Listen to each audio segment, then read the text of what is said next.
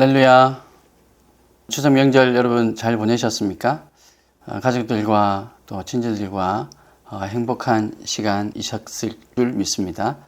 아침 저녁으로 날씨가 많이 쌀쌀해졌습니다. 여러분 한절기에 건강 유의하시길 바랍니다. 오늘은 역대하 7장 1절에서 18절까지의 말씀 함께 나누겠습니다. 역대하 7장 1절에서 18절까지의 말씀을 제가 봉독해 드리겠습니다. 솔로몬이 기도를 마침에 불이 하늘에서부터 내려와서 그 번제물과 제물들을 사르고 여호와의 영광이 그 성전에 가득하니 여호와의 영광이 여호와의 전에 가득하므로 제사장들이 여호와의 전으로 능히 들어가지 못하였고 이스라엘 모든 자손은 불이 내리는 것과 여호와의 영광이 성전 위에 있는 것을 보고 돌을 깐 땅에 엎드려 경배하며 여호와께 감사하여 이르되 선하시도다 그의 인자하심이 영원하도다 하니라. 이에 왕과 모든 백성이 여호와 앞에 제사를 드리니 솔로몬 왕이 드린 제물이 소가 22,000마리요 양이 12만 마리라. 이와 같이 왕과 모든 백성이 하나님의 전의 낙성식을 행하니라. 그때 제사장들은 직분대로 모셔 서고 레위 사람도 여호와의 악기를 가지고 섰으니 이 악기는 전에 다윗 왕이 레위 사람들에게 여호와께 감사하게 하려고 만들어서 여호와의 인자하심이 영원함을 찬송하게 하던 것이라. 제사장들은 무리 앞에서 나팔을 불고 온 이스라엘은 서 있더라. 솔로몬이 또 여호와의 전 앞들 가운데를 거룩하게 하고 거기서 번제물과 화목제의 기름을 드렸으니 이는 솔로몬이 지은 놋 제단이 능히 그 번제물과 소제물과 기름을 용납할 수 없음이더라. 그때 솔로몬이 7일 동안 절기를 지켰는데 하맛 어귀에서부터 애굽강까지 온 이스라엘의 심히 큰 회중이 모여 그와 함께 하였더니 8째 날에 무리가 한 성회를 여니라. 제단의 낙성식을 7일 동안 행한 후 이 절기를 7일 동안 지키니라. 7째 달 제23일에 왕이 백성을 그들의 장막으로 돌려보내매 백성이 여호와께서 다윗과 솔로몬과 그의 백성 이스라엘에게 베푸신 은혜로 말미암아 기뻐하며 마음에 즐거워하였더라. 솔로몬이 여호와의 전과 왕궁 건축을 마치고 솔로몬의 심중에 여호와의 전과 자기의 궁궐에 그가 이루고자 한 것을 다 형통하게 이루니라. 밤에 여호와께서 솔로몬에게 나타나사 그에게 이르시되 내가 이미 네 기도를 듣고 이곳을 택하여 내게 제사하는 성전을 삼았으니 혹 내가 하늘을 닫고 비를 내리지 아니하거나 혹 메뚜기들에게 토산을 먹게 하거나 혹 전염병이 내 백성 가운데 유행하게 할 때에 내 이름으로 일컫는 내 백성이 그들의 악한 길에서 떠나 스스로 낮추고 기도하여 내 얼굴을 찾으면 내가 하늘에서 듣고 그들의 죄를 사하고 그들의 땅을 고칠지라. 이제 이곳에서 하는 기도에 내가 눈을 들고 귀를 기울이리니 이는 내가 이미 이 성전을 택하고 거룩하게 하여 내 이름을 여기에 영원히 있게 하였습니다. 내 눈과 내 마음이 항상 여기에 있으리라. 네가 만일 내 앞에서 행하기를 네 아버지 다윗이 행한 것과 같이 하여 내가 네게 명령한 모든 것을 행하여 내 율례와 법규를 지키며 내가 네 나라 왕위를 견고하게 하되 전에 내가 네 아버지 다윗과 언약하기를 이스라엘을 다스릴 자가 네게서 끊어지지 아니하리라 한 대로 하리라. 아멘. 오늘 본문이 좀 길었습니다. 이 길게 봉독한 오늘 본문을 가지고 진정한 축제라는 제목으로 함께 말씀을 나누겠습니다. 성전을 완공하고 낙성식을 행하는 이스라엘 공동체의 하나님은 하늘에서 불을 내림으로써 솔로몬의 기도를 받으셨다는 것을 보여주시며 또 성전 가득 임재해 주셨습니다.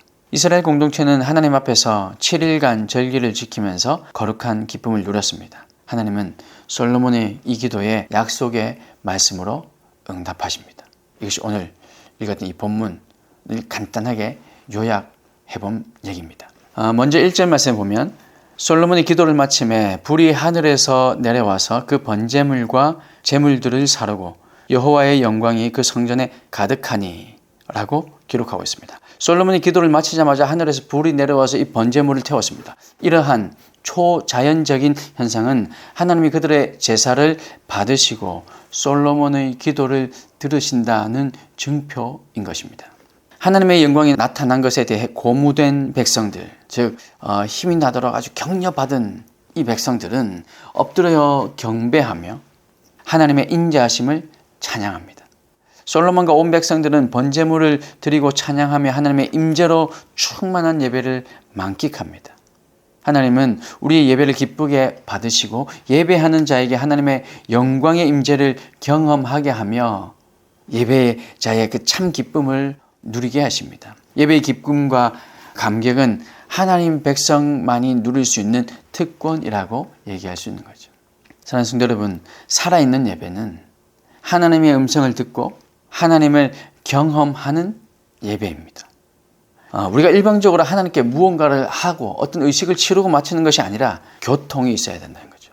보통 목사님들이 설교할 때 성도님들 가운데 아멘 하며 반응하시는 분들이 있습니다. 그것은 그 목사님에 대한 반응이 아니라 그 말씀이 그 심령을 찌를 때, 그 심령에 동의가 될 때, 그럴 때 주님께 교통하며 아멘 하는 거죠. 예 주님 저도 그렇게 생각합니다. 예 주님 저도 그렇게 순종하겠습니다. 이런 뜻인 거죠.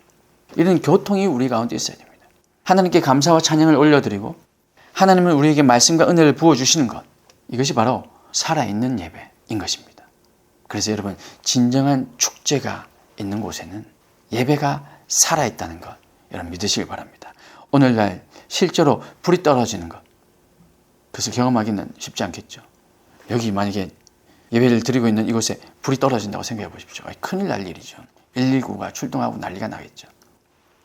우리가 실제로 불이 떨어지는 걸 경험할 수 없겠지만 우리의 심령에 마치 불이 떨어지는 것 같은 그런 뜨거운 마음을 체험할 수는 있습니다. 해보신 분들이 계실 겁니다. 가슴이 뜨거워지는 거.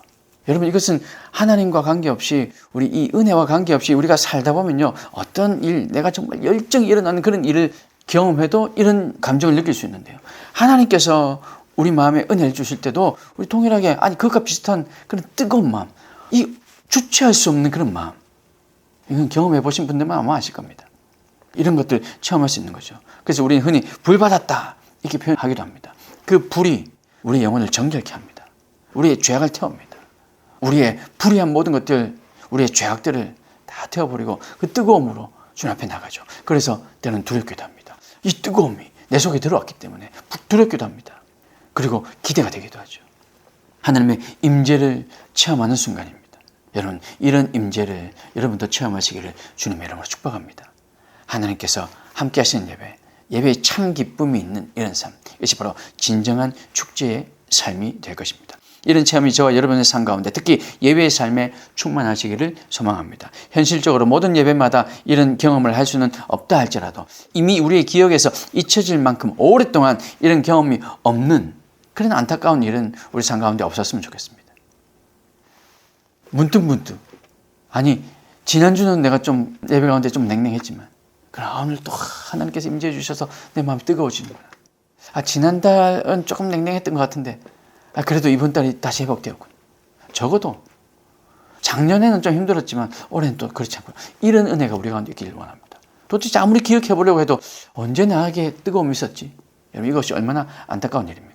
우리 가운데 기쁨이 없다는 거죠. 정말 참된 기쁨이 없다는 거죠. 순간순간 웃을 일이 있고 순간순간 뭔가 내 마음을 흡족하게 하는 일은 생길지 모르겠지만 우리의 영혼이 기뻐할 수 있는 그런 일이 너무나도 오랫동안 없었다는 것, 이것이 너무나도 불행한 일인 거죠. 우리의 심령이 갈급할 때, 우리의 심령이 간절할 때, 우리의 심령에 위로가 필요할 때, 하나님의 능력이 절실하게 요구될 때, 그 외 여러 가지 이유로 하나님의 임재하심이 간절히 요구될 때, 그때 적어도 이런 하나님의 은혜를 체험할 수 있는 저와 여러분이 되시기를 주님의 이름으로 축복합니다. 오늘 솔로몬의 기도, 솔로몬의 예배를 받으신 하나님은 지금도 살아 역사하시는 분이십니다. 그러므로 우리의 예배도 받으시고 우리에게 은혜를 허락하시고 말씀하시는 분이신 줄 여러분 믿으시길 바랍니다. 우리는 예배를 통해서 이런 하나님을 경험하고 예배의 감격에 기뻐하는 저와 여러분, 그래서 진정한 축제를 체험하는 저와 여러분이 되시기를 주님의 이름으로 축복합니다. 또 8절 말씀해 보니까 그때에 솔로몬이 7일 동안 절기를 지켰는데 하마다기에서부터 애국강까지 온 이스라엘의 힘이 큰 회중이 모여 그와 함께 하였더니 라고 기록하고 있습니다. 자, 보세요. 먼저 하나님께 예배하는 이런 수직적인 교통이 일어났습니다. 예배의 참 기쁨이 일어났던 거죠. 그 예배의 참 기쁨이 이제는 수평적인 교통으로 이어집니다. 우리 성도들 간에, 백성들 간에 이런 참 기쁨이 이어진다는 거죠. 이스라엘 백성은 7일 동안, 즉 한 주간 절기를 지키면서 축제를 합니다. 이 축제는 단지 먹고 마시고 즐기는 잔치가 아니라 하나님의 임재 앞에서 즐거워하는 거룩한 기쁨이 넘치는 축제였다는 말입니다. 다른 이유 때문에 기뻐하는 것이 아니라 하나님 때문에 기뻐하는, 그래서 하나님과의 수직적인 이 관계가 회복되어서 그 예배의 참 기쁨을 체험하고 난 주의 백성들이 그 하나님 때문에 하나님 앞에 모여서 이제 우리 모두가 서로가 다 그 기쁨을 나누는 그런 수평적인 축제도 경험하게 된다는 것이죠. 그래서 여러분, 진정한 축제는 이런 수평적인 관계 속에서의 잔치의 기쁨도 충만한 곳이라, 그때라 말씀드릴 수 있는 겁니다. 이방 종교의 낙성식과 기념식에 만연해 있는 그런 유흥과 말초적인 쾌락에 몰입하는 그런 축제와는 다른 것이었습니다. 많이 들어서 아시겠지만 이방 종교의 낙성식, 이방 종교의 기념식, 이방 종교의 예식은 그런 아주 문란한 성행위와 문란한 일들이 너무나도 많이 일어나고 있었는데 그런 것과는 차원이 다른 얘기였습니다. 하나님의 은혜에 감사하며 찬양하는 신령한 축제이자 모두 함께 음식을 먹으며 또 나누며 즐거워하는 그런 공동체적인 나눔의 현장이었다는 거죠. 참된 축제는 하나님 앞에서 기뻐하는 거룩함과 참된 기쁨으로 가득하며 지나친 엄숙함으로 기쁨을 배제하는 그런 금욕주의의 그늘을 벗어납니다. 우리 흔히 예전에 그랬잖아요. 예배 때는 조용히 해야 됐잖아요. 책 넘기는 소리도 조심해서 그렇게 해야 됐잖아요. 목사님 설교하고 계신데 성경 책장이 착 넘어가면 그게 거슬리고 누가 지금 예배 시간에 뭔가 부스럭거리는 소리가 나면 그것도 눈치를 주고 그런 시대가 있었습니다. 이런 금욕주의가 아니라 하나님 안에서 하나님 앞에서 우리는 참 기쁨, 그 참 기쁨을 누리며 서로와도 기쁨, 그 기쁨을 누리는 찬양하는 가운데 하나님께 우리의 온 마음으로 기뻐 찬양하기도 하지만 또 우리 모두가 즐거운 마음으로 하나님을 높이며 찬양하는 우리에게 서로를 축복하는 그런 은혜도 임한다는 것. 이것이 진정한 축복의 현장인 것입니다. 사랑하는 성도 여러분, 새로운 시대를 세워나갈 우리 다음 세대들, 또 이 자리에 이 영상에 함께 하시고 또 이 자리에 함께 하는 모든 이들, 그런 일이, 우리가 이렇게 그들을 세워가는 이 일이 바로 진정한 축제가 될 수 있었으면 좋겠습니다. 하나님의 사랑으로 은혜로 기쁨이 충만한 그런 잔치가 되기를 소망합니다. 하나님의 임재 가운데 서로를 섬기며 먹고 마시는 그런 기쁨도 우리 가운데 가득한 축제가 되기를 바랍니다. 솔로몬과 이스라엘 백성들이 하마더기에서부터 애굽 강까지의 지역, 즉 이스라엘 전 지역에서 모든 백성들이 참여하여 축제를 즐겼던 것처럼 오늘 우리가 속해 있는 모든 교회 성도들, 우리 믿는 모든 이들이 함께 이 축제에 참여해서 하나님께서 불을 내리셔서 임재하시고 기쁨을 주시는 그 은혜를 체험할 수 있기를 주님의 이름으로 축복합니다. 낙성식을 행한 밤에 하나님께서 솔로몬에게 나타나 말씀하셨습니다. 12절 말씀해 보니까 내가 이미 네 기도를 들었다, 이렇게 응답하십니다.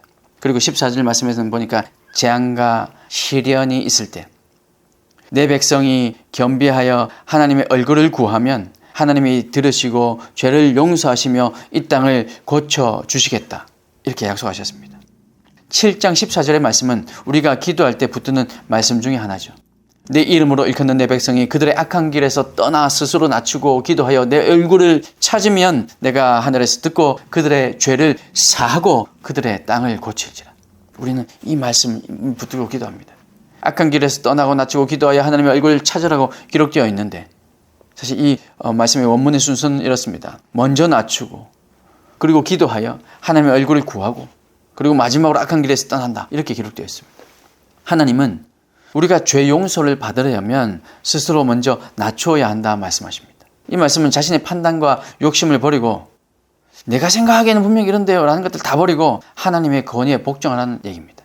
그리고 두 번째로 기도하며 하나님의 얼굴을 찾아야 한다 말씀하십니다. 즉 하나님을 의지하고 하나님의 은혜만 간절히 바라야 한다는 말씀인 거죠. 세 번째로 악한 길에서 떠나야 한다 말씀하십니다. 이 말씀은 자신의 삶에서 나타나는 회개의 증거며 기도를 통해서 얻은 하나님의 은혜를 지속시키는 것을 얘기합니다. 자신을 낮추고 기도하며 하나님 얼굴을 찾고 그리고 악한 길에서 떠나는 것, 이게 진정한 회개인 거죠. 그냥 잠깐 죄를 고백하는 것, 이거 회개가 아니라 그 자리를 떠나는 것, 하나님께로 얼굴을 돌리는 것, 그리고 한 걸음 한 걸음 걸어가는 것, 이게 진정한 회개라는 겁니다.